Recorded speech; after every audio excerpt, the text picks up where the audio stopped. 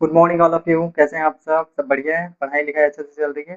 ठीक है, अभी पढ़िए, कोई दिक्कत नहीं है। गर्मी में पढ़ रहे हैं थोड़ा थोड़ा, कोई दिक्कत नहीं है। ठीक है, यही आपकी पढ़ाई आपके स्कूल टाइम में बहुत ज़्यादा काम आएगी। ठीक है, जब स्कूल में आपको पढ़ाया जाएगा तो आपको लगेगा ये सब तो हमको पता है, ऐसा करके। ठीक है, तो जब कभी भी आपके स्कूल में ये वाले टॉपिक चलते रहेंगे, एक बार मेरा वाला वीडियो देख के चले जाना। ठीक है, और क्या समझ में आ रहा है क्या नहीं समझ में आ रहा है, फिर आसानी से क्लियर हो जाएगा। ठीक है, और ये चैप्टर जो है वो केवल 1 या 2 लेक्चर और लगेगा, फिर ये खत्म हो जाएगा, ज़्यादा इसमें नहीं बचा हुआ है। ठीक है, और हमने आराम-आराम से इस चैप्टर को किए हैं, और इस चैप्टर को करने में बहुत ज़्यादा समय लगता है क्योंकि इसके कॉन्सेप्ट ही बहुत ज़्यादा डिटेलिंग वाले हैं, नए-नए कॉन्सेप्ट यहाँ पे देखने को मिलते हैं, और ये जानना बहुत ज़्यादा ज़रूरी है। ठीक है, क्योंकि ये आपके फर्दर क्लासेस के लिए, आने वाले क्लासेस के लिए, आपके फ्यूचर की क्लासेस के लिए बहुत ज़्यादा ज़रूरी है। ठीक है, इस वजह से इस क्लास को आसानी से बेसिक से किया जा रहा है। ठीक है, क्योंकि इसी में ही बच्चे चूकते हैं।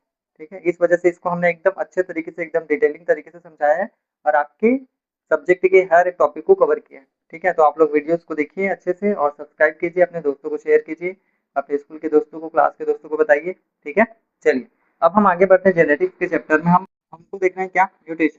ठीक है जी, म्यूटेशन। म्यूटेशन मतलब क्या हो जाता है? उत्परिवर्तन। ठीक है जी, म्यूटेशन मतलब क्या हो जाता है? उत्परिवर्तन। किसने दिया था? ह्यूगो डी ब्रीज ने दिया था। ठीक है जी, ह्यूगो डी ब्रीज ने दिया था। ठीक, ह्यूगो डी ब्रीज ने म्यूटेशन का सिद्धांत दिया था। ठीक है, अब म्यूटेशन मतलब क्या हो जाता है? उत्परिवर्तन। ठीक है, जीन्स की संरचना में या क्रोमोसोम की संरचना में चेंज हो जाने क्या कहलाता है? म्यूटेशन कहलाता है, उत्परिवर्तन कहलाते हैं, जिसकी वजह से नए कारक देखने को मिलते हैं। ठीक है, लेकिन नए कारक दिखने के साथ साथ कई बार ऐसा होता है कि इसी म्यूटेशन की वजह से कुछ कुछ जेनेटिकल डिसीज भी हो जाते हैं, जैसे down syndrome, Edward syndrome, Patau syndrome. ठीक है, बहुत सारे प्रकार के अपन को डिसीज देखने को मिलते हैं। ठीक है, जैसे सेक्स सेक्स लिंकेज क्रोमोसोम। ठीक है, वहां पे भी अपन को देखने को मिलता था लिंग संलग्न रोग, वर्णांधता। ठीक है, और थैलेसीमिया, हीमोफीलिया, ये सारी चीजें जो होती है वो इसके रोग के कारण होती है। ठीक है, तो म्यूटेशन के द्वारा होने वाले डिसीज जो होते हैं वो 3 टाइप के होते हैं। ठीक है, 3 टाइप का म्यूटेशन यहाँ पे पाया जाता है। ठीक है, पहला देखिए जेनेटिक म्यूटेशन। ठीक, पहला है जेनेटिक या जीनोमिक म्यूटेशन। ठीक है, दूसरा होता है क्रोमोसोमल क्रोमोसोमल एबरेशन। एबरेशन। ठीक है जी, पहला हो गया genetic mutation, gene mutation, genetic mutation, दूसरा क्रोमोसोमल म्यूटेशन, और तीसरा होता है, तीसरा क्या होता है?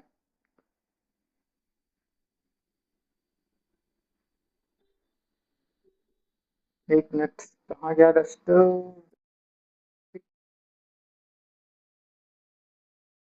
ठीक, पहला जीनोमिक, पहला होता है जीनोमिक म्यूटेशन। ठीक है जी, पहला होता है जीनोमिक म्यूटेशन।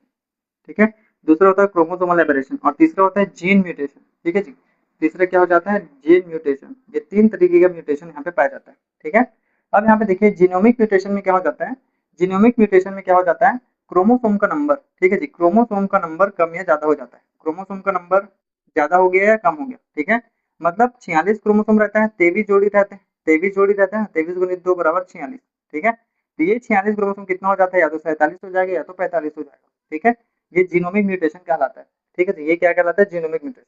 ठीक, दूसरा क्रोमोसोमल एबरेशन। ठीक है जी, क्रोमोसोमल एबरेशन में क्या हो जाता है? ये इस तरीके से गुणसूत्र है। ठीक है जी, इस तरीके से क्रोमोसोम है, अब क्रोमोसोम में ए, बी, सी, डी, ई, एफ, इस तरीके से है। डी वाला इधर आ गया, बी वाला इधर चला गया, एफ वाला इधर आ गया, इस तरीके से एक्सचेंज एक्सचेंज वाला जो होते हैं, ठीक है, वो क्रोमोसोमल एबरेशन में आते हैं। हो सकता है ये 2 पार्ट अलग निकल जाए, ये वाला पार्ट अलग निकल जाए, सी यहाँ पे चला जाए, ये क्रोमोसोमल एबरेशन का। ठीक है, और तीसरा क्या होता है? तीसरा होता है जीन म्यूटेशन। ठीक है जी, तीसरा होता है क्या? Gene mutation. जीन म्यूटेशन में क्या हो जाता है? जैसे नाइट्रोजन के जो बेसेस होते हैं, नाइट्रोजन के जो बेसेस होते हैं, एटीजीसी। ठीक है जी, ATGC, adenine guanine cytosine thymine uracil. ठीक है, प्यूरिन और pyrimidine, ये सारा कुछ होता है। तो जीन म्यूटेशन में क्या हो जाता है? इन सभी में से कोई एक स्ट्रक्चर चेंज हो जाएगा, इनमें इसके जगह कोई दूसरा आ जाएगा, जी की जगह टी आ गया, एज आ गया, टी आ गया, सी आ गया, इस तरीके से। ठीक है, तो जीन जेनेटिक कोड में चेंज हो जाना है क्या कहलाता है? जीन म्यूटेशन कहलाता है। जेनेटिक कोड में चेंज हो जाना है क्या कहलाता है? जीन म्यूटेशन कहलाता है। ठीक है, तो हम बारी बारी से इन सबके बारे में देखेंगे। ठीक है, तो जीनोमिक म्यूटेशन में क्या हुआ? क्रोमोसोम का जो नंबर था वो चेंज हो गया। ठीक है जी, 46 क्रोमोसोम रहता है तो वो 47 हो गया, मतलब अधिक हो गया, और कम हो गया। ठीक है जी, अधिक हो जाना को हाइपरप्लॉइडी कहते हैं। ठीक है जी, अधिक हो जाता है तो उसको हाइपरप्लॉइडी कहते हैं, और कम हो जाता है तो उसको क्या कहते हैं? हाइपोप्लॉइडी कहते हैं। ठीक है जी, हाइपोप्लॉइडी कहते हैं। तो इसी के बारे में अपन देखते हैं। ठीक है जी, अब जीनोमिक म्यूटेशन भी 2 तरीके का होता है। पहला होता है हेट्रोप्लॉइडी या एन्यूप्लॉइडी। ठीक है जी,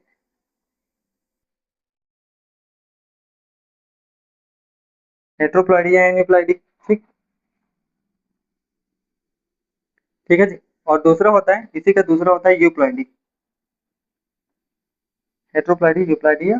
ठीक है, तो देखिए जीनोमिक म्यूटेशन में क्या हुआ, क्रोमोसोम का नंबर क्या हो गया, चेंज हो गया, 46 था वो 47 हो गया, 45 हो गया, कम हो गया या ज्यादा हो गया। ठीक है, तो इसको भी दो भागों में बांटा गया, पहला हेट्रोप्लॉइडी या एन्यूप्लॉइडी। हेट्रो मतलब विषम, ठीक है ना, हेट्रो मतलब विषम, और ये एक हो जाता है यूप्लॉइडी। दोनों के बारे में बारी बारी से देखेंगे। ठीक, हेट्रोप्लॉइडी देखिए, हेट्रोप्लॉइडी दो प्रकार का होता है। ठीक है, पहला यदि क्रोमोसोम का नंबर अधिक हो गया तो क्या हो जाएगा, हाइपरप्लॉइडी हो जाएगा। ठीक है जी, हाइपरप्लॉइडी हो जाएगा, और कम हो जाएगा तो क्या हो जाएगा, हाइपोप्लॉइडी हो जाएगा, हाइपोप्लॉइडी हो जाएगा। ठीक है, यूप्लॉइडी में क्या हो जाता है, एक क्रोमोसोम का सेट, ठीक है जी, एक क्रोमोसोम का सेट क्या हो जाता है, चेंज हो जाता है, बढ़ जाता है।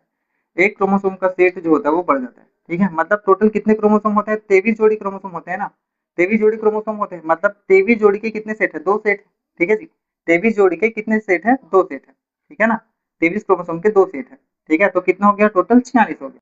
ठीक है, अब इसमें क्या हो जाता है, एक क्रोमोसोम सेट अधिक हो जाता है। ठीक है, तो 23 है तो 23 का एक क्रोमोसोम अधिक हो गया, दो सेट था, एक सेट और बढ़ गया, मतलब कितना हो गया, तीन सेट हो गया। ठीक है, तो इसको चेंज करके देखिए, तीन तिया 9 और तीन दूनी 6, 69 क्रोमोसोम हो जाएंगे। ठीक है जी, 69 क्रोमोसोम हो जाएंगे।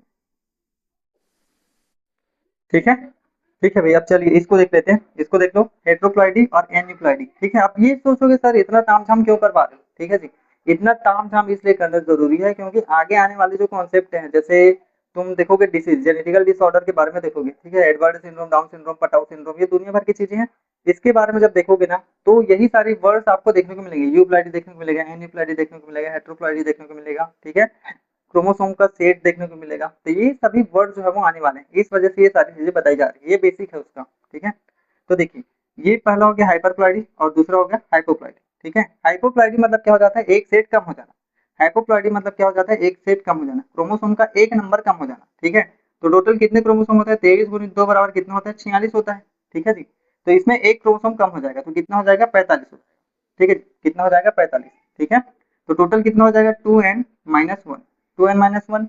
2n का अर्थ क्या है, दो मतलब है, दो मतलब है ये वाला दो, और n मतलब है 23। ठीक है जी, तो 23 दूनी 46 हो गया, 46 में एक घटाएंगे तो 45। ठीक है, 46 माइनस एक बराबर कितना हो गया, 45। तो ये क्या हो गया, हाइपोप्लॉइडी। ठीक है जी, हाइपरप्लॉइडी में देखिए, हाइपरप्लॉइडी में क्या हो जाता है, क्रोमोसोम का एक नंबर अधिक हो जाता है। ठीक है, तो कितने होते हैं, 23 जोड़ी क्रोमोसोम होते हैं, तो 23 गुणित 2 बराबर कितना हो गया, 46 हो गया। ठीक है जी, 46 हो गया। अब इसमें एक क्रोमोसोम बढ़ जाएगा तो कितना हो जाएगा, 2n+1 हो जाएगा। ठीक है जी, 2n+1 हो जाएगा। ठीक है, तो कितना हो जाएगा, 47 हो जाएगा जी, 47 हो जाएगा। ठीक है, तो 2n+1 बराबर कितना हो गया, 47 हो जाएगा। इसको ट्राइसोमी बोला जाता है। क्या बोला जाता है जी, इसको ट्राइसोमी कहते हैं। ठीक है, इसको क्या बोलते हैं, ट्राइसोमी कहते हैं। ठीक, और इसको क्या बोलते हैं, इसको मोनोसोमी बोलते हैं। ठीक है जी, मोनोसोमी, मोनोसोमी मतलब एक कम हो जाना। ठीक है जी, एक कम हो जाना। तो इन्हीं सभी चीजों के बारे में अपन को देखना है। ठीक है जी, इन्हीं सभी चीजों के बारे में अपन को देखना है। फिर से एक बार देख लो, म्यूटेशन तीन टाइप का होता है, there are three type of mutation. First is genomic mutation, second is chromosomal mutation, third is gene mutation. Gene mutation contain 83 जी। ठीक है जी, जेनेटिक कोड में थोड़ा सा चेंज हो जाता है तो जीन म्यूटेशन कहलाता है। क्रोमोसोमल एब्रेशन में क्या हो जाता है, क्रोमोसोमल का स्ट्रक्चर थोड़ा सा चेंज हो जाता है, इधर का उधर चले जाता है, उधर का इधर चला जाता है। ठीक, फिर आता है जीनोमिक म्यूटेशन। जीनोमिक म्यूटेशन किसमें होता है, जिसमें क्रोमोसोम का नंबर इंक्रीज हो जाता है या डिक्रीज हो जाता है। ठीक है, ये क्या कहलाता है, ये क्या कहलाता है आपका, जीनोमिक म्यूटेशन। चलिए, अब हमने कहाँ तक देख लिया था, जीनोमिक म्यूटेशन देखा, क्रोमोसोमल एबरेशन देखा और जीन म्यूटेशन देखा। ठीक है, आप सभी को एक एक करके देखना है। जीनोमिक म्यूटेशन में क्या हो जाता है, क्रोमोसोम का नंबर कम या ज्यादा हो जाता है। ठीक है, इसको बोला जाता है हेट्रोप्लॉइडी या एन्यूप्लॉइडी बोला जाता है। अब इसके अंदर भी दो प्रकार होते हैं, हाइपरप्लॉइडी मतलब क्रोमोसोम का नंबर अधिक हो जाना, 46 है तो 47 हो गया, 47 है तो 45 हो गया। ठीक है, हाइपोप्लॉइडी मतलब कम हो जाना। ठीक है, ये मोनोसोमी कहलाता है। अब इन सभी को देखेंगे। ठीक है, इन सभी को देखेंगे, चलिए इनको देखते हैं। ठीक, सबसे पहले देखेंगे हाइपरप्लॉइडी। ठीक है जी, सबसे पहले देखेंगे हाइपरप्लॉइडी को।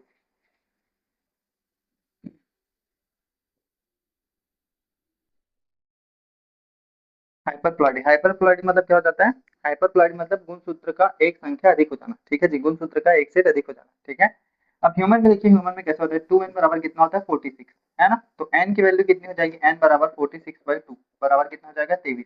ठीक है, मतलब यहाँ पे जो n दिख रहा है उसकी वैल्यू कितनी है, 23 है। ठीक है जी, यहाँ पे जो n दिख रहा है उसकी वैल्यू 23 है, मतलब 2 गुणित 23 बराबर कितना हो जाएगा, 46। ठीक है, इसका क्या मतलब है कि इस तरीके से टोटल कितने सेट है हमारे पास, 23 सेट, ठीक है जी 23, एक एक हो गया, दूसरे को हो गया, इसी तरीके से 23वें तक, ठीक है। इसी तरीके से 23वें क्रोमोसोम का डबल सेट होगा, ठीक है। तो ये 1 है तो ये 1 डैश हो जाएगा, ये 2 है तो ये 2 डैश हो जाएगा, ठीक है। ये 23 है तो ये 23 डैश वाला हो जाएगा, समझ में आया। तो इस तरीके से यहाँ पे क्या हो जाता है, क्रोमोसोम का सेट यहाँ पे पाया जाता है, ठीक ठीक है। तो हम इतना सारा नहीं लेंगे, हम केवल 2n इक्वल टू 8 करके देखते हैं, ठीक है जी, 2n इक्वल टू 8 करके देखेंगे, ठीक है। 2n इक्वल टू 8 मतलब मान के चलते हैं 2n की वैल्यू कितनी है 8 है, मतलब n की वैल्यू कितनी है 4, ठीक है। तो चलिए बना के देखते हैं, ये इस तरीके से हो गया, इस तरीके से हो गया। अब 2n की वैल्यू कितनी है 8, ठीक है। तो 4 बनाना पड़ेगा, तो 1 2 3 और ये 4, इस तरीके से हो गया। फिर बाकी 4, फर्स्ट का फर्स्ट डे, सेकंड का सेकंड डे, थर्ड का थर्ड डे, फोर्थ का फोर्थ डे, ठीक है, इस तरीके से ठीक है। तो हाइपरप्लाइडी में क्या हो जाता है, एक अधिक हो जाना, ठीक है जी। हाइपरप्लाइडी में क्या हो जाता है, एक अधिक हो जाना, ठीक है। तो यहाँ पे देखिए, मान लेते हैं ये पहले नंबर का क्रोमोसोम है, दूसरे का, ये तीसरे का, ये चौथे का। दूसरे नंबर में एक क्रोमोसोम अधिक हो गया, दूसरे नंबर में क्या हो गया, एक क्रोमोसोम अधिक हो गया, ठीक है जी। तो इसी को क्या बोला जाता है, ट्राइसोमी कहा जाता है, इसी को क्या बोला जाता है, ट्राइसोमी, ठीक है जी। ट्राइसोमी मतलब क्या हो जाएगा, तीसरे नंबर पे 3 क्रोमोसोम आ जाएंगे, दूसरे नंबर पे 3 क्रोमोसोम, ये एक क्रोमोसोम, ये दूसरा क्रोमोसोम, ये तीसरा क्रोमोसोम, 3 मतलब ट्राई, इसी को क्या बोला जाता है, ट्राइसोमी कहा जाता है, ठीक है जी। इसी को क्या कहा जाता है, ट्राइसोमी। मतलब टोटल कितने क्रोमोसोम थे, 2n इक्वल टू 8 थे, है ना, 2n इक्वल टू 8 थे, 2n इक्वल टू 8 था, तो ये कितना हो गया, +1, एक आ गया ना, तो कितना हो जाएगा, 9 हो जाएगा, ठीक है जी, 9 हो जाएगा। ह्यूमन की केस में देखा जाए तो 23 था, ठीक है जी, 23 था, मतलब टोटल 46 था, 46 में एक और आ गया तो कितना हो जाएगा, कितना हो जाएगा जी, 47 हो जाएगा, ठीक है जी। मतलब कितना हो गया, 46 किसकी वैल्यू है, 2n की वैल्यू, ठीक है। एक जुड़ गया 2n+1, तो कितना हो गया, तो कितना हो गया, 47 हो गया, ठीक है जी। तो इसको कैसे लिखा जाएगा, 2n+1, ठीक है जी, 2n+1, इसको ट्राइसोमी कहा जाता है, ठीक है जी। इसको क्या कहा जाता है, ट्राइसोमी ऑफ 21, ठीक है जी, ट्राइसोमी ऑफ 21, ठीक है। किसमें दिखता है अपन को, ठीक है, ट्राइसोमी ऑफ 21 इसको कहा जाता है। ट्राइसोमी ऑफ 21 मतलब 21 क्रोमोसोम का जो सेट होगा वो क्या हो जाएगा, तीन ट्रिपल हो जाएगा, ठीक है जी, ट्रिपल हो जाएगा, ठीक। अब इसके बहुत सारे उदाहरण हैं, ठीक है जी, इसके बहुत सारे उदाहरण हैं, ठीक, इसके बहुत सारे उदाहरण हैं, देख लो उसको भी। ट्राइसोमी ऑफ 21, ट्राइसोमी ऑफ 21, ठीक है। पहला है तुम्हारा, पहला है क्या हमारा, डाउन सिंड्रोम, ठीक है जी, पहला है हमारा डाउन सिंड्रोम, ठीक है जी। डाउन सिंड्रोम, डाउन सिंड्रोम में 21वें गुणसूत्र की ट्राइसोमी होती है, ठीक है जी, डाउन सिंड्रोम में 21वें गुणसूत्र की ट्राइसोमी होती है। दूसरा हो जाएगा पटाउ सिंड्रोम, ठीक है जी, Patau syndrome, Patau syndrome. Total 23 गुणसूत्र है ना, ठीक है। तो 13वें गुणसूत्र पे यदि होता है तो क्या हो जाएगा, पटाउ सिंड्रोम हो जाएगा, ठीक है जी। तीसरा है हमारा एडवर्ड सिंड्रोम, ठीक है जी, एडवर्ड सिंड्रोम, एडवर्ड सिंड्रोम, ठीक है जी। एडवर्ड सिंड्रोम का कितना हो जाता है, 18वें क्रोमोसोम पर हो जाता है, ठीक है जी, 18वें क्रोमोसोम पर यदि हो जाता है तो उसको एडवर्ड सिंड्रोम कहा जाता है, ठीक है। और वहीं एक होता है हमारा क्लाइनफेल्टर सिंड्रोम, ठीक है जी, क्लाइनफेल्टर सिंड्रोम, क्लाइनफेल्टर सिंड्रोम। ये किसमें होता है, सेक्स क्रोमोसोम पे होता है जी, सेक्स क्रोमोसोम पे होता है, किसमें होता है, सेक्स क्रोमोसोम पे, ठीक है जी। किस क्रोमोसोम पे, सेक्स क्रोमोसोम पे, ठीक है। तो ए कितना हो गया, ए की वैल्यू कितनी है, 2n है ना, ए की वैल्यू कितनी है, 2n प्लस कितना हो जाएगा, एक्स एक्स वाई, इस तरीके से हो जाएगा, समझ में आ गया, एक्स वाई। मतलब मान के चलो एक्स एक्स देखिए फीमेल है, एक क्रोमोसोम और बढ़ गया वाई, ठीक है। तो इसी को क्लाइनफेल्टर सिंड्रोम कहा जाता है, इसी को क्या कहा जाता है, क्लाइनफेल्टर सिंड्रोम कहा जाता है। ये सेक्स क्रोमोसोम पे होता है, याद रखेंगे। और ये बाकी दोनों किस्म होते हैं, ये बाकी तीनों किस्म होते हैं ऑटोसोम पे होते हैं, ठीक है जी, ऑटोसोम पे होते हैं, और ये वाला सेक्स क्रोमोसोम पे होता है, ठीक है। तो ये तीन उदाहरण को याद रखना है, down syndrome, Patau syndrome, Edward syndrome, ठीक है जी। डाउन सिंड्रोम किस में होता है, 21 में होता है, ठीक है जी। पटाउ सिंड्रोम किस में होता है, 13 में होता है। एडवर्ड सिंड्रोम किस में होता है, 18 में होता है, ठीक है जी। एडवर्ड सिंड्रोम किस में होता है, 18 में, ठीक। तो ये सभी चीजें अपन को याद रखनी है, और ये बात याद रखना है कि क्लाइनफेल्टर सिंड्रोम में क्या हो जाता है, क्लाइनफेल्टर सिंड्रोम किस वाले क्रोमोसोम पर होता है, सेक्स क्रोमोसोम पर होता है, ठीक है, जिसमें एक गुणसूत्र की अधिकता हो जाती है, ठीक। तो ये क्या हो गया हमारा, हेट्रोसोम, ठीक है जी, ये क्या हो गया हमारा, ये हो गया हमारा हाइपरप्लॉइडी, ठीक है जी, हाइपरप्लॉइडी, ठीक है, हाइपरप्लॉइडी या ट्राइसोमी, ठीक है जी, हाइपरप्लॉइडी या ट्राइसोमी इसको बोला जाता है, ठीक, हाइपरप्लॉइडी या ट्राइसोमी, ठीक। अब आपके दिमाग में क्वेश्चन आएगा कि क्या सर केवल एक ही क्रोमोसोम पे होगा क्या, या एक क्रोमोसोम के सेट पे होगा क्या, दूसरे क्रोमोसोम के सेट पे नहीं हो सकता क्या, बिल्कुल हो सकता है, ठीक है जी। देखिए अब मान के चलते तीसरे क्रोमोसोम की ट्राइसोमी होगी, ठीक है जी, तो इसको क्या बोला जाएगा, डबल ट्राइसोमी बोला जाएगा, ठीक है जी, डबल ट्राइसोमी इसको कहा जाएगा। ये हो गया हमारा डबल ट्राइसोमी, ठीक है जी, डबल ट्राइसोमी 3 में हो जाएगा, ठीक है जी, 3 का नहीं देखते हैं, ठीक है, डबल ट्राइसोमी समझ में आएगा। तो सिंगल है तो ट्राइसोमी, 2 ठनी में हो गया तो डबल ट्राइसोमी, ठीक है जी, 2 ठनी में हो गया तो क्या हो जाएगा, डबल ट्राइसोमी हो जाएगा, ठीक है जी, 2 ठनी में हो जाएगा तो डबल ट्राइसोमी हो जाएगा, ठीक है जी। तो इसका फॉर्मूला कितना हो जाएगा, 2n प्लस 1 इस तरीके से हो जाएगा, ठीक है जी, +1 ++1 हो जाएगा, ठीक है। अब एक और क्वेश्चन कि क्या एक ही क्रोमोसोम बढ़ेगा क्या, 2 क्रोमोसोम नहीं बढ़ सकते क्या, बिल्कुल यहाँ पे बढ़ सकता है, ठीक है, यहाँ पे हो जाएगा 4। अब मान के चलते हैं 4 क्रोमोसोम हो गए तो इसको बोला जाता है टेट्रासोमी, ठीक है जी, इसको क्या बोलेंगे, टेट्रासोमी कहा जाता है, ठीक है जी, इसको क्या कहा जाता है, टेट्रासोमी, ठीक है। तो ये 3-4 बातें याद रखेंगे, एक एक ठनी में हुआ तो ट्राइसोमी, 2 ठनी में हुआ तो डबल ट्राइसोमी, एक ही क्रोमोसोम एक ही सेट में 4 क्रोमोसोम आ गया तो टेट्रासोमी हो जाएगा, ठीक है, टेट्रासोमी हो जाएगा। तो इस तरीके से ये हाइपरप्लॉइडी का अपन ने देख लिया, ठीक है जी, हाइपरप्लॉइडी का अपन ने देख लिया। हाइपर मतलब अधिकतम, ठीक है जी, हाइपर मतलब अधिकतम, ठीक। चलिए अब हम देख लेते हैं हाइपोप्लॉइडी का, ठीक, हाइपोप्लॉइडी, ठीक है, हाइपोप्लॉइडी, हाइपोप्लॉइडी मतलब एक क्रोमोसोम कम हो जाना, ठीक है। 23 इंटू 2 बराबर कितना था, 46 था, 46 में से एक कम हो गया तो कितना हो गया, 45 हो गया, ठीक है। इसको 2n के सेट में देखेंगे, 2n इक्वल टू 8 के सेट में देखेंगे, ठीक है जी, 2n इक्वल टू 8 तो कितना हो जाएगा, 8 माइनस 1 बराबर कितना हो जाएगा, 7 क्रोमोसोम, इस तरीके से देखेंगे। तो यहाँ पे बना के देख लेते हैं इस तरीके से, ठीक, देखिए क्या था, ये पहला क्रोमोसोम का 2 ठन है, दूसरे सेट का 2 ठन है, तीसरे सेट का 2 ठन है, चौथे सेट का 2 ठन है, इस तरीके से होता है, ठीक है। 8 देख रहे हैं, 1 2 3 4 5 6 7 8, ठीक है, तो ये 8 वाली वैल्यू अपन देख रहे हैं, ठीक है। अब इसमें क्या हो जाएगा, एक क्रोमोसोम कम हो जाता है, एक क्रोमोसोम यहाँ पे कम हो जाता है, तो एक क्रोमोसोम को कम कर लेते हैं जी, यहाँ से देखिए एक क्रोमोसोम हमने क्या कर लिया, हटा दिया है, ठीक है। तो ये क्या कहलाएगा जी, ये कहलाएगा हमारा मोनोसोम, ठीक है जी, मोनोसोमी कहलाता है, ठीक है जी, मोनोसोमी क्या, 2n-1 मतलब 46 यदि है तो कितना हो जाएगा, 46-1 बराबर 45, इतना हो जाएगा, ठीक है। हम किसको लेके चल रहे हैं, 8 को लेके चल रहे हैं, तो 8 में 1 गया तो क्या हो जाएगा, 7 हो जाएगा, ठीक है। तो इसको मोनोसोमी, मोनो मतलब एक होता है, ठीक है जी, मोनो मतलब एक हो जाता है, ठीक, और हाइपोप्लाइडिक तो एक हुआ तो इसको क्या बोला जाता है, मोनोसोमी बोला जाता है, ठीक। ये किसमें पाया जाता है, टर्नर सिंड्रोम में पाया जाता है, ठीक है जी, टर्नर सिंड्रोम में यह पाया जाता है, याद रखेंगे, ठीक है जी, टर्नर सिंड्रोम में यह पाया जाता है, ठीक। इसके मैट्रिक्स मैचिंग वाले क्वेश्चन पूछे जाते हैं, इधर से उधर जोड़ो, इधर से उधर जोड़ो, कौन सा सेक्स वाला है, कौन सा ऑटोसोमल वाला है, ठीक है, ये सारी चीजें यहाँ पे पूछी जाती है, तो इसको आपको देखना है, ठीक। तो ये हो गया क्या, मोनोसोम, ठीक है, मोनोसोम, ठीक। अब बोलेंगे क्या सर एक ही क्रोमोसोम पे हो गया, क्या सर, बिल्कुल हो सकता है, और अधिक हो सकता है क्या, बिल्कुल हो सकता है, 2 ठने दूसरे सेट निकाल देते हैं यहाँ से, तो ये क्या हो जाएगा, डबल मोनोसोमी हो जाएगा, ठीक है जी, डबल मोनोसोमी हो जाएगा, ठीक है जी, क्या हो जाएगा, डबल मोनोसोमी, ठीक। कई बार क्या हो जाता है, एक क्रोमोसोम का पूरा सेट ही गायब हो जाता है, ठीक है जी, एक क्रोमोसोम का पूरा सेट ही गायब हो जाता है, ठीक है, तो इसको क्या बोला जाता है, नल आइसोमी, ठीक, नल आइसोमी, नल आइसोमी बोलो या नलीसोमी बोलो, ठीक है, नल आइसोमी कहा जाता है, ठीक है।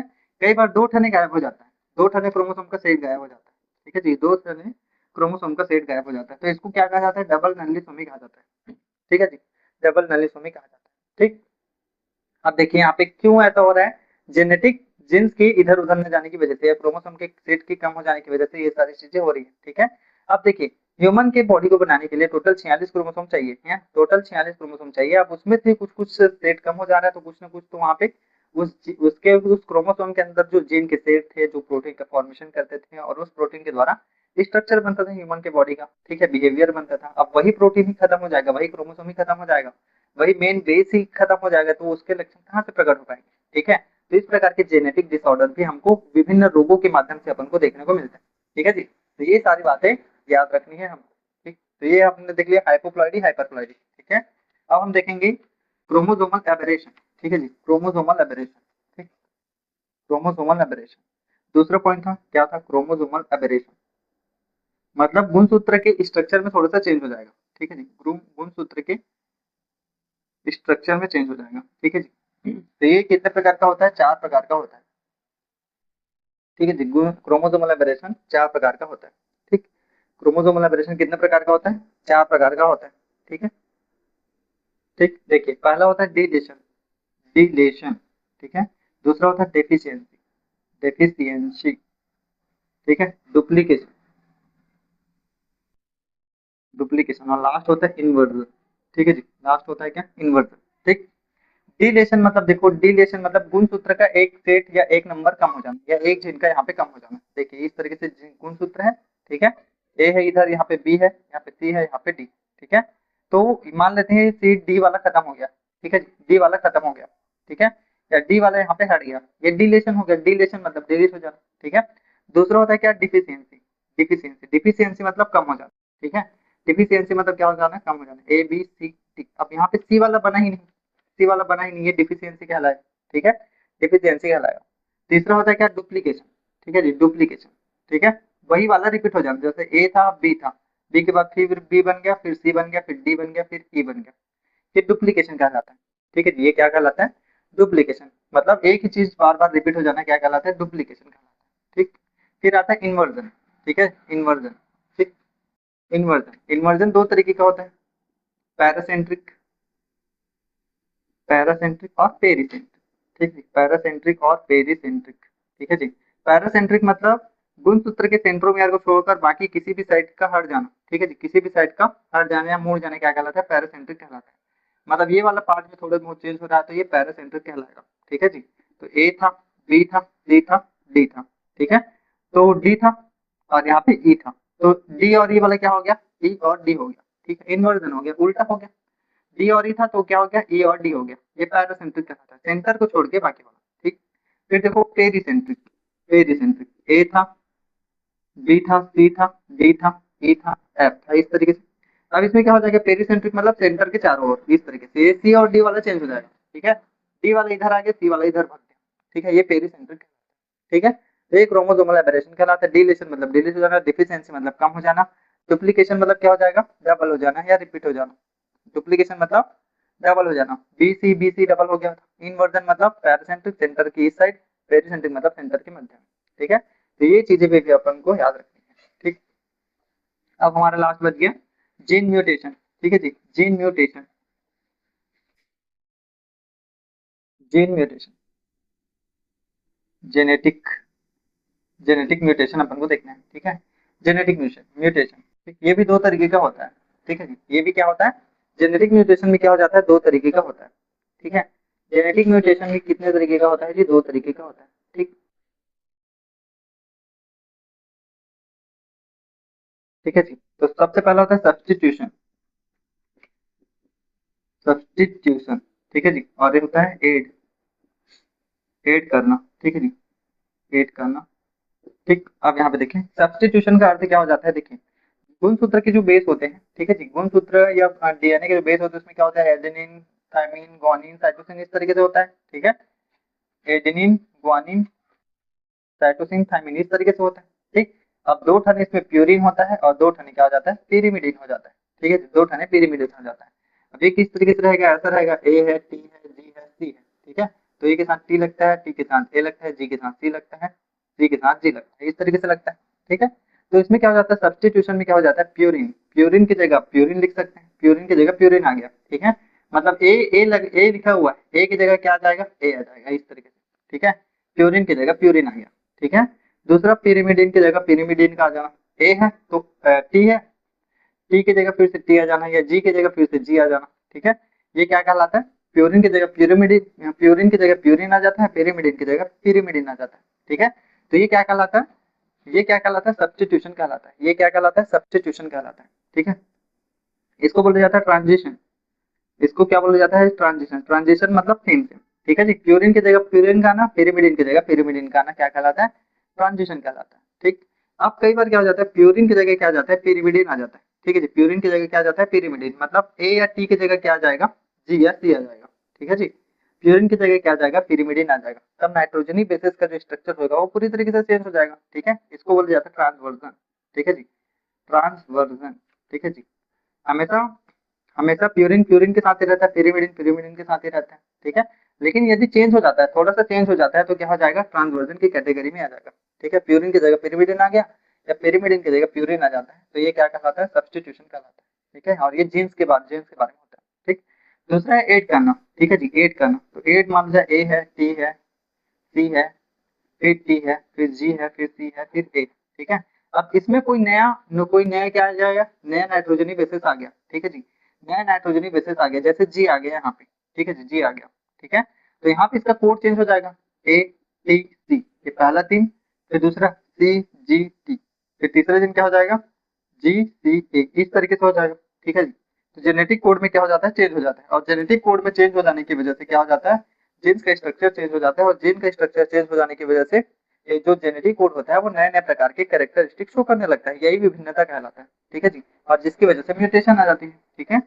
तो देखिए, एटीसी पहली स्थिति में था, दूसरे में टीजीसी था, फिर इधर और आएगा वो था, लेकिन बीच में जी आ जाने से इनका ट्रिपलेट कोड बदल गया, एटीसी एक साथ था, ठीक है, एटीसी एक साथ था, ठीक है, फिर सीटीजी एक साथ थे, तो सीटीजी की जगह सीजीटी आ गया, टीजीसी होना चाहिए था तो जीसीए हो गया, समझ में आ गया। तो ये एट का नया डिलीशन करना होता है, ठीक है। तो ये जेनेटिक म्यूटेशन था, ठीक है, तो ये क्या था, जेनेटिक म्यूटेशन था। तो इन सभी म्यूटेशन के बारे में आपको जानना जरूरी है, और इनसे एक एक नंबर के बहुत ज्यादा क्वेश्चन पूछे जाते हैं, ठीक है जी। एक एक नंबर के क्वेश्चन अति पूछे जाते हैं, ठीक, बहुत ज्यादा पूछे जाते हैं, ठीक है। तो ये छोटी छोटी बातें आपको याद रखनी है, और हम जानते हैं कि ये चैप्टर बहुत लंबा चल रहा है, ठीक है, लगभग 12 से 13 लेक्चर हो गए हैं, ठीक है। अब हमने इस वीडियो को कितने कितने मिनट का बनाया है, 10 मिनट या 20 मिनट या 30 मिनट, उससे ज्यादा का नहीं बनाया। क्यों नहीं बनाया है, क्योंकि एक ही टॉपिक को एक एक घंटा इसी टॉपिक को पढ़ेंगे तो दिमाग का दही हो जाएगा, ठीक है। इसलिए आप एक दिन में एक चैप्टर ही पढ़ें, या एक एक लेक्चर ही पढ़ें, तो शांति रहेगा और आसानी से वो हो जाएगा, ठीक है। क्योंकि वीडियो का लेंथ बड़ा रहता है तो देखने का मन नहीं होता है, ठीक है। इस वजह से इस चैप्टर को 10 मिनट या 20 मिनट कर करके ही डाला गया है, और इसका सिंगल वीडियो भी आपको मिल जाएगा, ठीक है जी। इसका सिंगल वीडियो भी आपको देखने को मिल जाएगा, जिसमें सभी को कंबाइन करके डाल देंगे, ठीक है। अब देखिए यहाँ पे हुआ क्या था, यहाँ पे देखिए बेसिकली हुआ क्या था, इस तरीके से हुआ था, ठीक है जी। म्यूटेशन उत्पन्न कैसे हुआ था, म्यूटाजन, ठीक है जी, म्यूटाजन की वजह से, म्यूटाजन मतलब जो म्यूटेशन उत्पन्न करने वाला कारक होता है वही क्या कहलाता है, म्यूटाजन कहलाता है, ठीक है। अब देखिए यहाँ पे टोटल कितने क्रोमोसोम हमने लिया था, 8, एक हो गया, दो हो गया, तीन हो गया, चार, चार दूनी 8, ठीक है।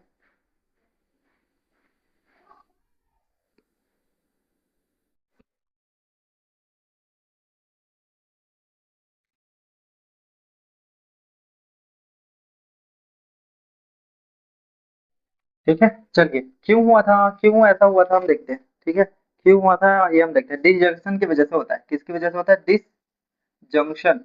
डिसजंक्शन मतलब क्रोमोसोम का इधर उधर खसक जाना, कब खसक जाना, जब क्या हो जाता है, मियोसिस या माइटोसिस होता है उस समय, ठीक है जी, विभाजन होता है उस समय, ठीक है। तो यहाँ पे देखिए इस तरीके का क्रोमोसोम था, इस तरीके का सेल था, सेल के अंदर क्रोमोसोम थे, ठीक है। अब इसको हम इस तरीके से बना लेते हैं, ठीक, ये पहला सेट था, ये दूसरा सेट था, ये तीसरा सेट था, या चौथा चौथा सेट था, ठीक है। तो हम पहला सेट बना लेते हैं, ये जैसे कि जैसे कि हमने बनाया जैसे कि हमने बनाया, देखिए ये पहला क्रोमोसोम का, ये पहला क्रोमोसोम का पहला डैश, दूसरा क्रोमोसोम दूसरे का दूसरा डैश, तीसरा क्रोमोसोम तीसरे का तीसरा डैश, चौथा क्रोमोसोम चौथा का चौथा डैश, ठीक है।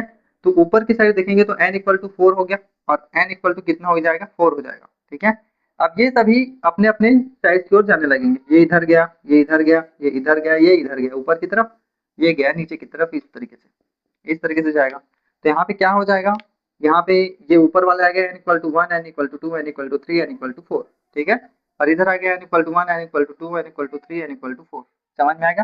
तो इस तरीके से जब ये सही सही जाते हैं, सही सही जाते हैं, तो ये नॉर्मल डिसजंक्शन कहलाता है, ठीक है जी, नॉर्मल डिसजंक्शन कहलाता है। और इसी तरीके का विभाजन होना चाहिए, इसी तरीके का विभाजन होना चाहिए। लेकिन कई बार क्या हो जाता है, जैसे इस तरीके का है क्रोमोसोम, इस तरीके का क्रोमोसोम है, ठीक है ना, इस तरीके का क्रोमोसोम है, और बीच में इस तरीके का क्रोमोसोम 1 2 3 और ये 4, इस तरीके से, ठीक है। तो अब देखिए यहाँ पे ये पहला चला गया, दूसरा चला गया, तीसरा चला गया, ठीक है जी, तीसरा चला गया। तो यहाँ पे एक दो और ये तीन हुआ, ठीक है। और इधर देखिए एक दो तीन, और ये पूरा का पूरा सेट इधर आ जाना, ठीक है जी, पूरा का पूरा सेट इधर आ जाना, एक दो तीन, और ये चौथा, नीचे वाला चौथा था, नीचे वाला चौथा था, और एक ऊपर वाला आ गया, वो एक ऊपर वाला आ गया, ठीक है। तो ये क्या हो जाएगा, ये क्या हो गया जी, ये हो गया तुम्हारा n+1, ऐसा हो गया ना, एक दो तीन चार था, एक आ गया मतलब 5 हो गया, तो n+5। इस तरीके से डिसजंक्शन होने की वजह से क्रोमोसोमल एबरेशन देखने को मिलता है, ठीक है जी, क्रोमोसोमल एबरेशन देखने को मिलता है, ठीक। तो इस वजह से n+1 n-1, कई बार क्रोमोसोम का पूरा सेट चला जाएगा, ठीक है, इस तरीके से होता है, कई बार नया क्रोमोसोम आ जाएगा तब होगा, ठीक। तो ये बात भी आपको याद रखनी है, ठीक है जी, ये बात भी आपको याद रखनी है, ठीक।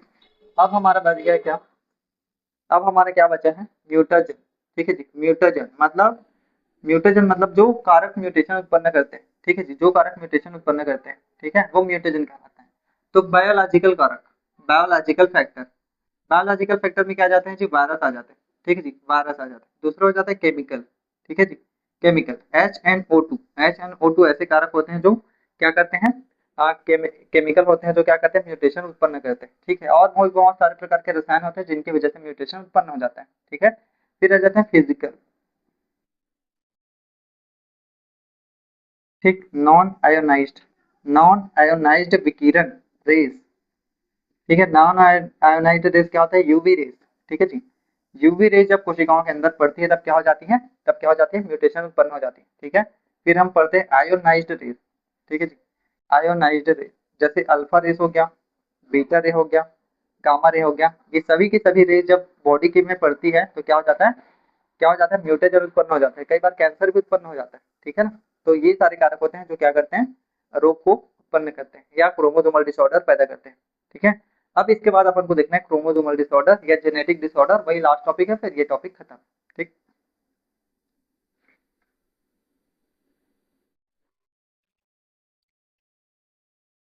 ठीक है, चलिए अब हम अपना लास्ट टॉपिक देखते हैं, डिसऑर्डर्स। ठीक है जी, जेनेटिक डिसऑर्डर।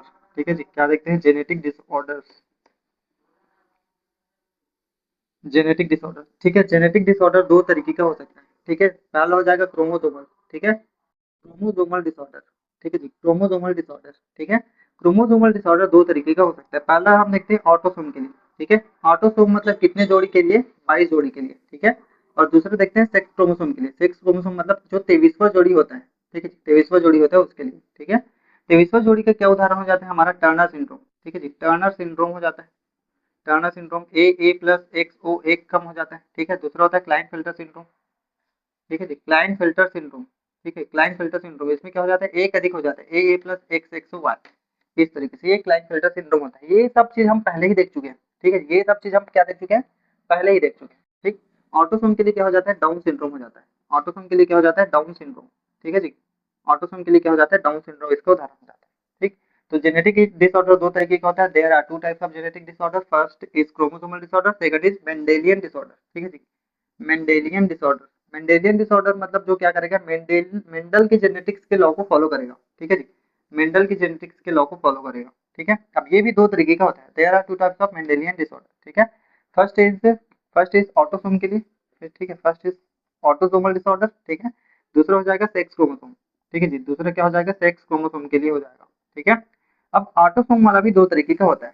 ठीक है जी, ऑटोसोम वाला भी क्या हो जाता है, दो तरीके का होता है। पहला हम देखते हैं रिसेसिव के लिए। रिसेसिव मतलब ऐसा जीन जो रिसेसिव होगा। ठीक है जी, रिसेसिव होगा लेकिन क्या करेगा, रोग पैदा करेगा। ठीक है, दूसरा हम देखते हैं डोमिनेंट के लिए। ठीक है जी, दूसरा हम क्या देखते हैं, डोमिनेंट के लिए। ठीक है, फिर हम देखेंगे इधर सेक्स क्रोमोसोम के लिए। ठीक है जी, सेक्स क्रोमोसोम के लिए हमने क्या देखा था, थैलेसीमिया, थैलेसीमिया बोलता हूँ जी। सेक्स क्रोमोसोम में हमने क्या देखा था, हीमोफीलिया देखा था ना, haemophilia, haemophilia, colour blindness, CBN, colour blindness, ये सारा चीज हमने देख चुके हैं। ठीक है, तो ये हीमोफीलिया और कलर ब्लाइंडनेस को हम नहीं पढ़ेंगे, ये सेक्स क्रोमोसोम वाला होता है। ठीक है, रिसेसिव में देखिए, ऑटोसोम का देखिए, ऑटोसोम मतलब जो 22वां जोड़ी है। ठीक है जी, 22 जोड़ी तक का है उसके लिए। ठीक है, तो इसमें हम रिसेसिव के लिए देखते हैं। तो रिसेसिव में याद रखेंगे सबसे पहला फिनाइल कीटोन्यूरिया। ठीक है जी, फिनाइल कीटोन्यूरिया। दूसरा हो जाता है सिकल सेल एनीमिया। ठीक है जी, सिकल सेल एनीमिया। तीसरा देखना है अपन को थैलेसीमिया। ठीक है जी, थैलेसीमिया। ठीक, फिर हमको देखना है एल्बिनिज्म। ठीक है जी, एल्बिनिज्म, ये सारी चीजें अपन को देखना है। डोमिनेंट में क्या हो जाएगा, मायोटोपिक डिस्ट्रोफी हो जाएगा। मायोटोपिक डिस्ट्रोफी अपन को देखना है, मायोटोपिक डिस्ट्रोफी, ये सारी चीजें देखनी है। ठीक है, अब इनमें कौन कौन से इंपॉर्टेंट है जी, इसमें इंपॉर्टेंट है phenylketonuria, sickle cell anaemia, thalassaemia, ये तीनों इंपॉर्टेंट है। और इसमें हीमोफीलिया, कलर ब्लाइंडनेस। ठीक, और इधर ये सभी इंपॉर्टेंट है, ये सभी इंपॉर्टेंट है। ठीक है ना, तो ये चार्ट अपन को याद रखना है। ठीक है जी, ये चार्ट अपने को याद रखना है। क्यों याद रखना है, क्योंकि यहीं से क्वेश्चन पूछ दिया जाएगा। ठीक है, पूछ दिया जाएगा डाउन सिंड्रोम किस प्रकार का जेनेटिक डिसऑर्डर है, क्रोमोसोमल है कि मेंडेलियन। ठीक है ना, पूछ दिया जाएगा सेक्स क्रोमोसोम, टर्नर सिंड्रोम किस प्रकार का है, ऑटोसोमल है कि सेक्स क्रोमोसोमल है, इस तरीके से पूछ देगा। क्लाइन फिल्टर किस तरीके का है, सेक्स क्रोमोसोम का है कि ऑटोसोमल है, पूछ देगा। ठीक है, हीमोफीलिया किस तरीके का है, मेंडेलियन है, नॉन मेंडेलियन है या क्रोमोसोमल है, क्या है। ठीक है, इसको मेंडेलियन भी बोल सकते हैं, इसको नॉन मेंडेलियन भी बोल सकते हैं, कुछ भी बोले। ये sex chromosome, haemophilia, colour brightness, ये ठीक है ये। और ये इधर ऑटोसोमल में phenylketonuria, sickle cell anaemia, thalassaemia, ये सबको पूछ दिया जाएगा। और ऑटोसोमल है तो रिसेसिव है कि डोमिनेंट है, इस तरीके से पूछा जा सकता है, ठीक है ना। तो इन सभी को अपन को याद रखना है। और इनमें ये हीमोफीलिया और ये अपन ने देख चुके हैं, कलर ब्लाइंडनेस अपन ने देख चुके हैं, ठीक है। तो इसको नहीं देखेंगे, ठीक है। और ये सारी चीज को देखना है, down syndrome, Turner syndrome, Klinefelter syndrome, ये सभी देखना है। और यहाँ पे phenylketonuria, sickle cell anaemia, thalassaemia, ये सारी चीजें अपन को देखनी है, ठीक है। तो ये चार्ट का स्क्रीनशॉट ले लीजिए आप, और इसको आपको देखना है।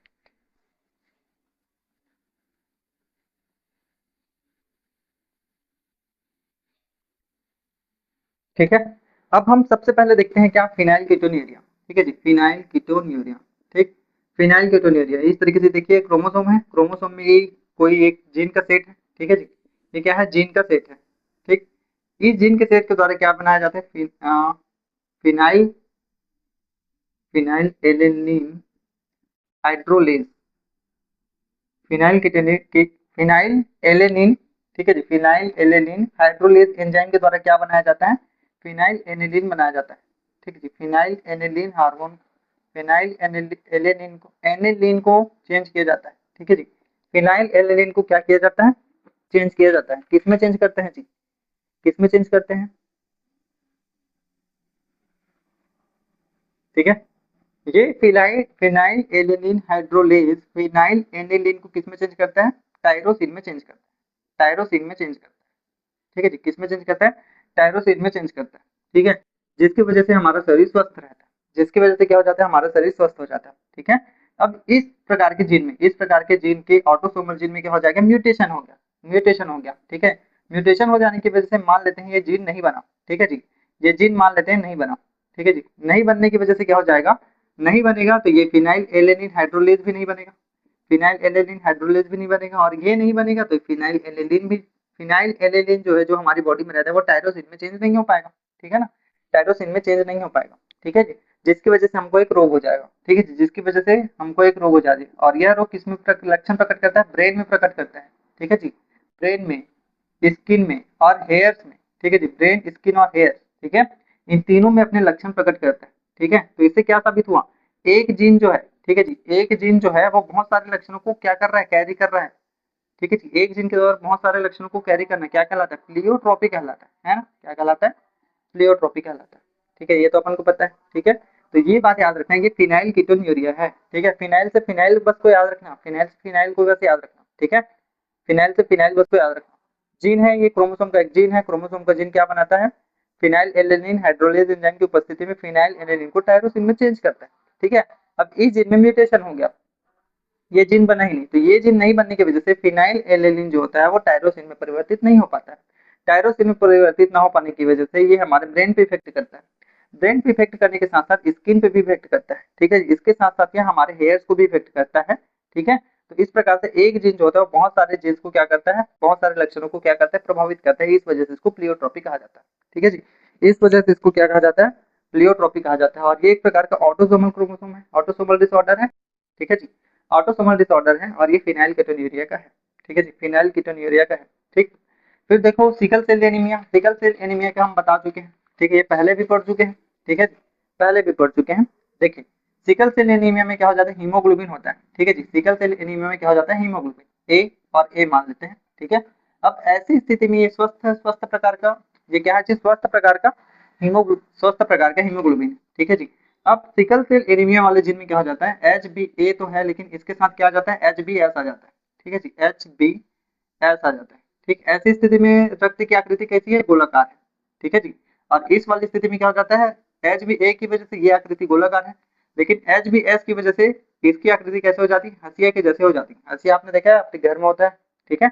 तो देखिए आरबीसी की आकृति जब सामान्य रहती है तब वो ऑक्सीजन को कैरी कर लेती, ठीक है जी, ऑक्सीजन को कैरी कर लेती, लेकिन इस तरीके का होने की वजह से ऑक्सीजन को कैरी नहीं कर पाती, ठीक है जी। इस तरीके के होने की वजह से ऑक्सीजन को कैरी नहीं कर पाती। अब इस प्रकार वाला जीन वाला व्यक्ति जो है वो जीवित तो रहेगा, चाहे वो मेल हो चाहे फीमेल हो, लेकिन वह क्या हो जाएगा, कैरियर हो जाएगा, वाहक हो जाएगा, ठीक है।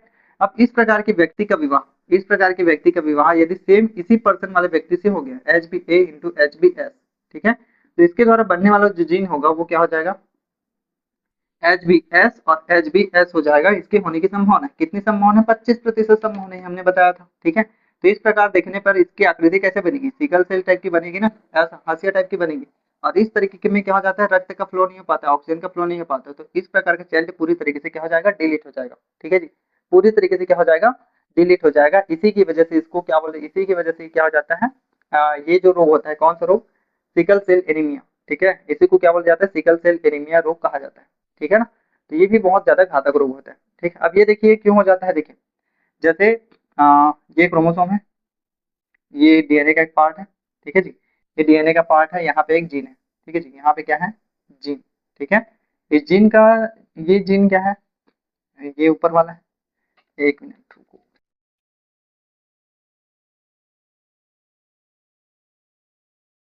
ठीक है, इसका देखना पड़ेगा क्या है,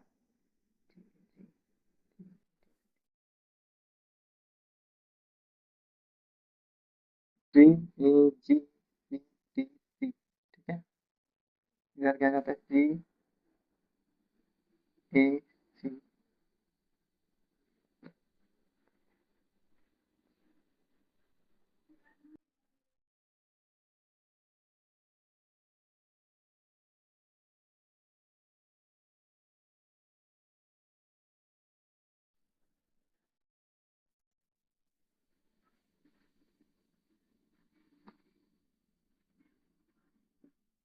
चलिए इसको देखिए, देखिए अब इसमें क्या हो जाता है, इसमें क्या हो जाता है, हीमोग्लोबिन की आकृति बनाने वाली ये जीन्स होती है। ठीक है जी, हीमोग्लोबिन की आकृति बनाने वाली ये जीन्स होती है, ये 6वें नंबर का जीन्स है, ये इस तरीके से होती है, डीएनए है हमारा। ठीक है जी, डीएनए है, डीएनए के नीचे वाला टेम्पलेट है 3 डेज 5 डेज है। ठीक है, और ये 5 डेज 3 डेज है। ठीक है, इसके द्वारा इस टेम्पलेट के द्वारा क्या बनाया जाता है, एमआरएनए बनाया जाता है। ठीक है, अब ये जो एमआरएनए होता है वो डीएनए के टेम्पलेट के जो जेनेटिक कोड होते हैं उसके हिसाब से क्या करता है, रिएक्ट करता है। ठीक है जी, रिएक्ट करता है, और यही आगे चल के प्रोटीन बनाएगा, यही आगे चल के प्रोटीन बनाएगा, और उस प्रोटीन की वजह से क्या बनेगा, आरबीसी की आकृति बनेगी। ठीक है जी, मतलब ये आरबीसी की आकृति वाला जीन है। ठीक है जी, आरबीसी की आकृति वाला जीन है, और ये कौन सा जीन है, 6वें नंबर का जीन। ठीक है जी, जब इस स्थिति होता है, देखिए जीएनए के टेम्पलेट में जब सीटीसी होता है, ठीक है जी, सीटीसी होता है, तब इसका जो इसका जब एमआरएन में टेम्पलेट बनता है तो सी की जगह जी आ जाता है, टी की जगह ए जाता है, सी की जगह जी आ जाता है। ठीक है जी, सी की जगह क्या आ जाता है, जी आ जाता है। समझ में आ गया, तो ये क्या बनाता है जी, ये क्या बनाता है, ग्लूटामिन बनाता है। ठीक है जी, ये क्या बनाता है, ग्लूटामिन बनाता है, और इस तरीके से बनने की वजह से आरबीसी की आकृति गोलाकार होती है। ठीक है, ये सामान्य अवस्था है, ये कौन सी अवस्था है, सामान्य अवस्था है, जिसमें सीटीसी नामक जो जीन होता है, जो एमआरएनए टेम्पलेट बनाता है, जीएचजी, इस एमआरएनए की वजह से ग्लूटामिन नामक प्रोटीन बनता है, और यही प्रोटीन आरबीसी को गोलाकार प्रदान करता है। ठीक है जी, गोलाकार आकार प्रदान करने की वजह से आरबीसी सामान्य रहता है, मतलब ये इस तरीके वाली आकृति, एचबीए वाली आकृति है ना, एच बी ए वाली आकृति होती है। अब देखिए ये दूसरा है, ये दूसरा फैक्टर है, इसमें क्या हो जाता है, इसके टेम्पलेट में थायमिन की जगह क्या आ जाता है, एडेनिन आ जाता है, थायमिन की जगह क्या आ जाता है, एडेनिन आ जाता है। ठीक है, तो यहाँ पे देखो ए टी जी और सी। ठीक है, ये नाइट्रोजनी बेसिस होते हैं, ये प्यूरिन होते हैं, और ये pyrimidine होते हैं। ठीक है, अब हमने क्रोमोसोमल एबरेशन में बताया था। ठीक है, क्रोमोसोमल एबरेशन या जीन म्यूटेशन में हमने बताया था कि क्या बताया था, कि यदि थोड़ा सा चेंज हो जाता है, एडेनिन प्यूरिन प्यूरिन के साथ जुड़ता है तब तो कोई दिक्कत नहीं, प्यूरिन प्यूरिन के साथ जुड़ा, प्यूरिन की जगह प्यूरिन आ गया, कोई दिक्कत नहीं है, लेकिन प्यूरिन की जगह pyrimidine नहीं आना चाहिए। ठीक है, ये प्यूरिन है, ये pyrimidine है। ठीक है ना, प्यूरिन की जगह pyrimidine नहीं आना चाहिए, है ना, तो यहाँ पे देखिए ये प्यूरिन है। ठीक है, ये pyrimidine है, ये क्या है, पी वाई है, इस पी वाई की जगह क्या आ गया है, पी यू आ गया है, ए आ गया है। ठीक है, ए आ गया है, मतलब पी यू आ गया है, तो pyrimidine की जगह क्या आ गया है जी, प्यूरिन आ गया है। ठीक है जी, तो इसको हमने क्या नाम दिया था, ट्रांजिशन नाम दिया था, कि ट्रांसवर्जन नाम दिया था, ट्रांसवर्जन नाम हमने दिया था, है ना, ट्रांसवर्जन हमने नाम दिया था। ठीक है, तो ये देखिए वो टॉपिक कब काम आ रहा है, यहाँ पे काम आ रहा है ना। अब मैं डायरेक्ट बोल दिया ये ट्रांसवर्जन है तो आपको समझ नहीं आता, इस वजह से ये सारी चीज पहले ही बता चुका है। ठीक है, तो ये देखिए इस तरीके से इसको ट्रांसवर्जन बोला जाता है। ठीक है, ट्रांसवर्जन होने की वजह से एडेनिन की जगह आप यहाँ पे क्या बन जाएगा, एमआरएनए में सीयूसी टाइप का प्रोटीन बनेगा। ठीक है जी, अब ये सीयूसी टाइप का प्रोटीन क्या बनाता है, वैलिन बनाता है। ठीक है जी, वैलिन बनाने की वजह से आरबीसी की आकृति कैसे हो जाती है, सिकल सेल टाइप की हो जाती है। ठीक है, और इस प्रकार से रोगी व्यक्ति क्या हो जाता है, मर जाता है, मर जाता है, खत्म हो जाता है। समझ में आ गया, मतलब ये कौन सी कंडीशन है, ये कंडीशन है एच बी ए और एच बी एस, इस तरीके के जीन्स वाली कंडीशन है, और ये कौन सी कंडीशन है, ये वाली कंडीशन। ठीक है जी, ये वाली कंडीशन है। ठीक, अब इस टाइप के जीन वाले का विवाह सेम इसी टाइप के जीन वाले विवाह विवाह व्यक्ति से होगा तो इस टाइप का जीन बनेगा। ठीक है, जिसकी वजह से आरबीसी की आकृति क्या हो जाएगी, नॉर्मल हो जाएगी और वो डिलीट हो जाएगा, दुनिया से खत्म हो जाएगा। ठीक है, तो ये क्या हो गया आपका सिकल सेल एनीमिया। ठीक है, ठीक है, तो ये क्या हो गया हमारा सिकल सेल एनीमिया। ठीक, अब देखिए थैलीसीमिया। ठीक है, थैलीसीमिया अपन को देखना है।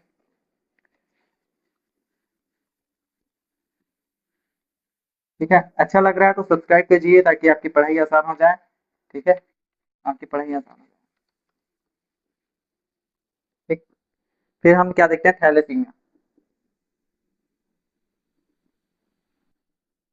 ठीक है जी, फिर हम क्या देखते हैं, आपको अपन को क्या देखना है, थैलीसीमिया। ठीक है, थैलीसीमिया, थैलीसीमिया दो प्रकार का होता है। ठीक है जी, थैलीसीमिया क्या हो जाता है, दो प्रकार का होता है। ठीक है, थैलीसीमिया ए और थैलीसीमिया बी। ठीक है, इसमें अल्फा वन अल्फा चेन और बीटा चेन होता है जी, इसमें भी क्या हो जाता है, अल्फा चेन और बीटा चेन हो जाता है। ठीक है, थैलीसीमिया ए में क्या हो जाती है, अल्फा चेन की अधिकता हो जाती है। ठीक है जी, अल्फा चेन की अधिकता हो जाती है, ये अल्फा बीटा क्या है, प्रोटीन से। ठीक है, अल्फा चेन की अधिकता होने की वजह से या अल्फा चेन की क्या हो जाती है, कमी हो जाती है, अल्फा चेन की कमी हो जाती है, अल्फा चेन की कमी हो जाने की वजह से बीटा चेन की क्या हो जाती है, अधिकता हो जाती है। ठीक है जी, मतलब हीमोग्लोबिन हीमोग्लोबिन 1 हीमोग्लोबिन 2। ठीक है जी, इस तरीके से इसमें क्या हो जाता है, हीमोग्लोबिन के अल्फा और बीटा चेन में क्या हो जाता है, हीमोग्लोबिन के अल्फा और बीटा चेन में क्या हो जाता है जी, थैलीसीमिया ए देखें, थैलीसीमिया में क्या हो गया, थैलीसीमिया में दो प्रकार के चेन पाए जाते हैं, अल्फा चेन और बीटा चेन पाए जाते हैं। ठीक है जी, ये किसके चेन है, हीमोग्लोबिन के चेन है। ठीक है, मतलब हीमोग्लोबिन में अल्फा चेन और बीटा चेन पाए जाते हैं। ठीक है, अब थैलीसीमिया ए में ए वाला अल्फा वाला हीमोग्लोबिन क्या हो जाता है, कम हो जाता है, ये कम हो गया। ये कम हो जाने की वजह से हीमोग्लोबिन की बीटा चेन की अधिकता हो जाती है। बीटा चेन की अधिकता होने की वजह से आरबीसी क्या हो जाती है, रप्चर हो जाती है। रप्चर मतलब क्या हो जाना, फट जाना, मतलब आरबीसी गोलाकार था, ये फट गया, इस तरीके से फट गया। ठीक है, तो ये थैलीसीमिया ए का कैरेक्टरिस्टिक होता है। ठीक है, ये थैलीसीमिया ए का कैरेक्टरिस्टिक होता है। ठीक, इसमें बी लिखा है। ठीक है, बी लिखा है मतलब क्या हो जाएगा, हीमोग्लोबिन के बीटा चेन में। ठीक है जी, हीमोग्लोबिन के दो चेन होते हैं, अल्फा चेन बीटा चेन। इसमें क्या हो जाएगा, बीटा चेन की कमी हो जाएगी तो अल्फा चेन की अधिकता हो जाएगी। अल्फा चेन की अधिकता होने की वजह से आरबीसी जो गोलाकार था वो रप्चर हो जाएगा और फट जाएगा। ठीक है, फटने की वजह से क्या हो जाएगा, एनीमिया हो जाएगा, खून की कमी हो जाएगी। ठीक है ना, और ऑक्सीजन का अच्छे तरीके से संवहन नहीं हो पाएगा। ठीक है, तो इस तरीके से इस प्रकार के जो रोग होते हैं वो क्या करते हैं, जेनेटिक डिसऑर्डर की वजह से होते हैं, जीन म्यूटेशन की वजह से होते हैं, जिसकी वजह से बहुत भारी रोग अपन को हो जाते हैं। ठीक है, तो ये बात अपन को याद रखना है। ठीक, अब हम देखेंगे डाउन सिंड्रोम, एडवर्ड सिंड्रोम। ठीक है, क्लाइनफेल्टर सिंड्रोम, टर्नर सिंड्रोम, ये तीन चीजें बची है, फिर ये क्लास खत्म। ठीक,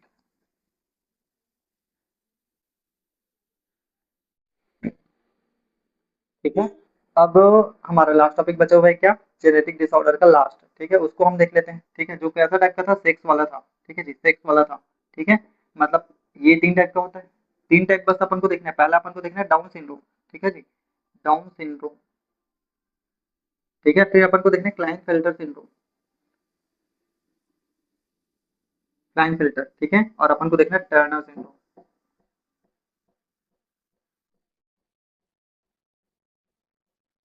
टर्नर सिंड्रोम अपन को देखना है। ठीक है, डाउन सिंड्रोम देखिए, डाउन सिंड्रोम में अपन ने क्या बताया था, डाउन सिंड्रोम में क्या हो जाता है, 21 क्रोमोसोम की क्या हो जाती थी, ट्राइसोमी हो जाती थी।